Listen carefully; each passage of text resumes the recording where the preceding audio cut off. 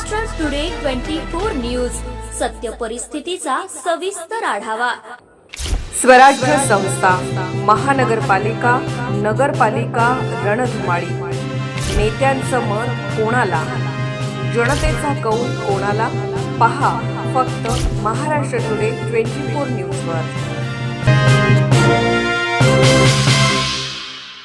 Short सर्किटमुळे आग लागून लाखो रुपयांचे सामान जळून खाक, लाखो रुपयांचे नुकसान। अकोट शहरातील अंजणगाव रोड हायस्कूल जवळील सहारा मोबाईल शॉपला शॉर्ट सर्किटमुळे आग लागल्याची माहिती मिळाली, ज्यामुळे मोठी आग लागली।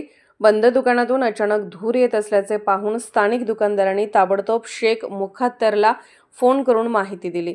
दुकानदार शेख मुख्तार तात्काळ दुकानात पोहोचला आणि तो स्तब्ध झाला। दुकानातील दुरुस्तीच्या वस्तू, ज्यामध्ये mobile, charger, cables, headphones, Bluetooth speakers, CCTV कॅमेरे आणि टीव्ही यांचा समावेश आहे, मोठ्या प्रमाणात नुकसान झाले, ज्यामुळे शेख मुख्तारचे 2 लाखाहून अधिक नुकसान झाले। हे लक्षात घेण्यासारखे आहे की शेख मुख्तारचे कुटुंब या दुकानातून आपला उदरनिर्वाह करत होते, जे आता निराधार झाले आहे।